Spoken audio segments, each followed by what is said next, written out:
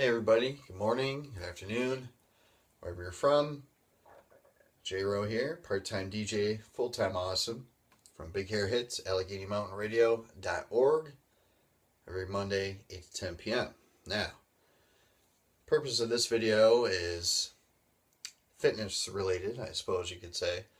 I had a previous video talking about blocks, and I made a reference to later on going over punches, kicks, and weapons. Well, tonight we're going to talk about weapons. We're going to talk about these guys right here.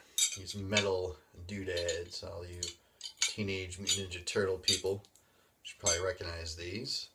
I believe they're called Psi, S-I. Even when they're together, it's kind of like scissors. You don't say scissors, you just say scissors. So, you always got two of them. These are made of metal. They're kind of, I guess you could say, cheaply made. I mean, you can see the grip on it's kind of peeling off, and it feels like really cheap wrapping off a tennis racket. This one was peeling off. I mean, I have scotch tape wrapped around it. I mean, no big whoop.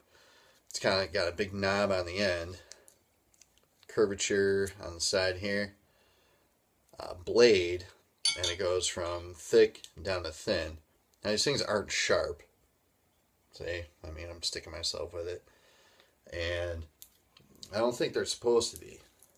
Now, I believe the origin of this weapon, because a lot of the Japanese styles weapons are derived from farm tools, because they had to, I guess, it was illegal to train, I suppose. So as you're shoveling, digging, I mean, you're getting in shape doing that, right? Well, I believe these used to be mini hole diggers. You stick it in the ground and you keep twisting, twist, because that twisting actually would make a hole.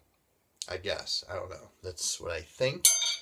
So you can look that up for sure. Now, there's some weight to it. I'd probably say maybe like a pound at the most, maybe 2 pounds. And I never really formally trained with these. When I suffered my knee injury, I was about to get to the point of training with these. I used to watch a guy that I trained with do his thing with them. So I don't know too many fancy things to do with these, but I do know a couple things. Now, when my regular blocks get kind of old and tiresome, where you're kind of doing this, boom, boom, boom, you're doing your blocks and all that kind of stuff. When that starts to run out of gas, these are kind of cool because they add a little bit of weight. So you got some strength training going on, your shoulders, your arms, whatnot, right? Especially even with punches, when punches get kind of old after a while. You're doing one after another, dish, whatever, right?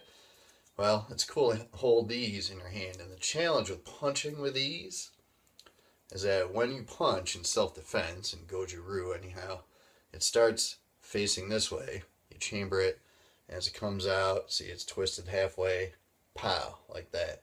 Again, to tear the flesh of your opponent.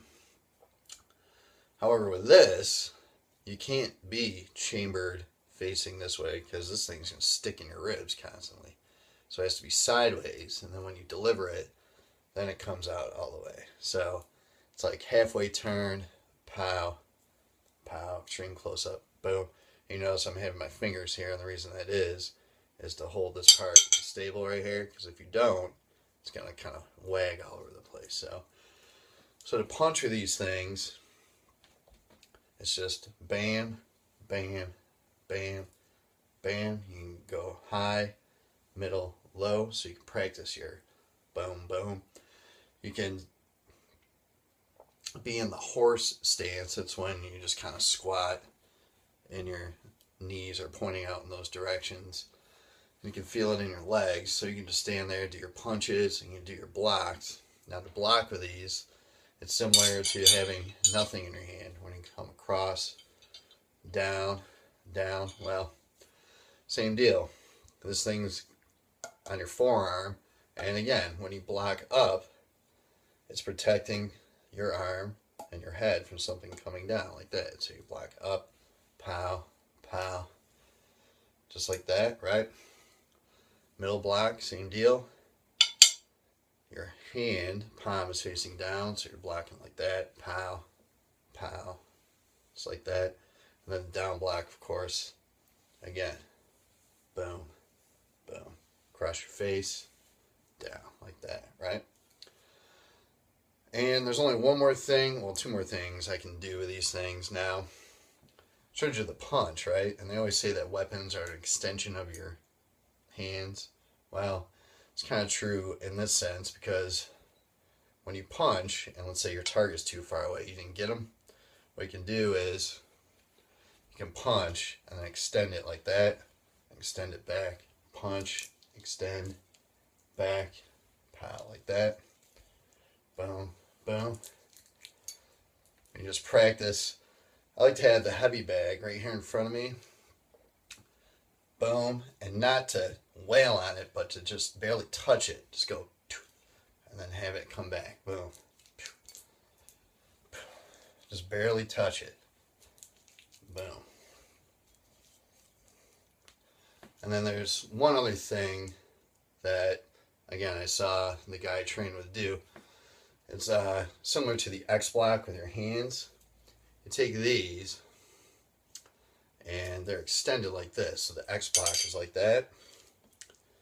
So I saw him pick up his foot, go like that, and then if there's an opponent on the ground, so he's blocking something from hitting him here. If there's an opponent on the ground, he would let these fall on his thumbs, and pow, hit straight down. You can't see the ground, of course, so it would look like, if you're on the ground, pow, it would look like that. So you just let them roll across your thumbs like that. Boom, boom. So again, boom, extend, boom, boom, boom, boom. X block, boom, down.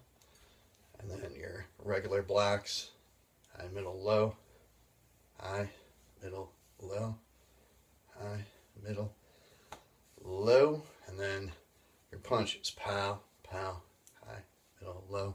Then you can be in your horse stance, just squatting, doing your punches, doing your blocks, whatnot. There it is, AlleghenyMountainRadio.org, every Monday, 8 to 10 p.m. Be safe, and we'll see you next time. Peace.